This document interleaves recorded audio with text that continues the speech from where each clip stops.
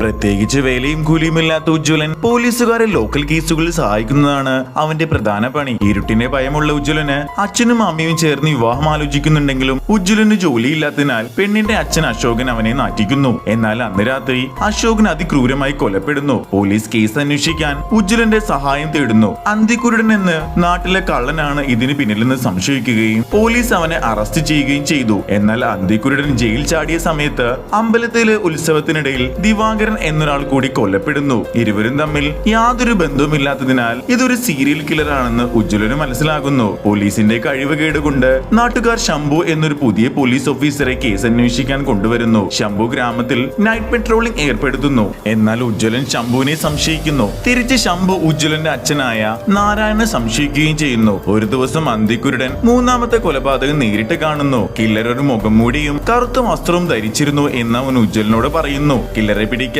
പോലീസുകാർ patrolling ശക്തമാക്കിയെങ്കിലും killer ഒരു പോലീസുകാരനെ കൂടി കൊല്ലുന്നു. അവനെ പിടിക്കാൻ ഉജ്ജ്വലനും ശംഭുവും ചേർന്ന് ഒരു പദ്ധതി തയ്യാറാക്കുന്നു. ചാണ്ടി എന്നൊരാളെ കൊന്നതായി അവർ ഫേക്ക് വാർത്ത ഉണ്ടാക്കുന്നു. തന്റെ കൊലപാതകങ്ങളുടെ പെർഫെക്ഷൻ നഷ്ടപ്പെട്ടു എന്ന വാർത്ത കേട്ട് പ്രകോപിതനായ പുറത്തിറങ്ങിയ കില്ലറെ പോലീസ് പിടികൂടുന്നു. ആ കില്ലർ മറ്റാരുമായിരുന്നില്ല, നാട്ടിലെ ലോക്കൽ ന്യൂസ് റീഡറായ ജോമോൻ ആയിരുന്നു. ജോമോനെ അവന്റെ അച്ഛൻ ക്രൂരമായി വീടിനുള്ളിൽ പൂട്ടിയിട്ടാണ് വളർത്തിയത്. അവനെ പഠിപ്പിക്കാൻ വന്ന ഒരു ടീച്ചറാണ് ജോമോന് പുസ്തകം നൽകുന്നു. അത് വായിച്ച് ഇൻസ്പയർ ആയ ജോമോൻ ആദ്യം ഒരു പന്നിയെ കൊല്ലുന്നു. എന്നാൽ ജോമോന്റെ അച്ഛനെ കൊലപ്പെടുത്തിയത് ആ ടീച്ചർ തന്നെയായിരുന്നു. അയാൾ തന്നെയാണ് ജോമോന് കൊലപാതകം ചെയ്യാനുള്ള ആയുധം നൽകി സ്വതന്ത്രനാക്കുന്നതും. എന്നാൽ ജോമോന് സഹായി കൂടെ ഉണ്ടെന്ന് ഉജ്ജ്വലൻ കണ്ടെത്തുന്നു. അവനൊരു ഇരട്ട സഹോദരൻ കൂടി ഉണ്ടായിരുന്നു. ഉജ്ജ്വലന്റെയും ശംഭുവിന്റെയും ബുദ്ധിപരമായ നീക്കത്തിലൂടെ ആ ഇരട്ട സഹോദരനെയും അവർ പിടികൂടുന്നു.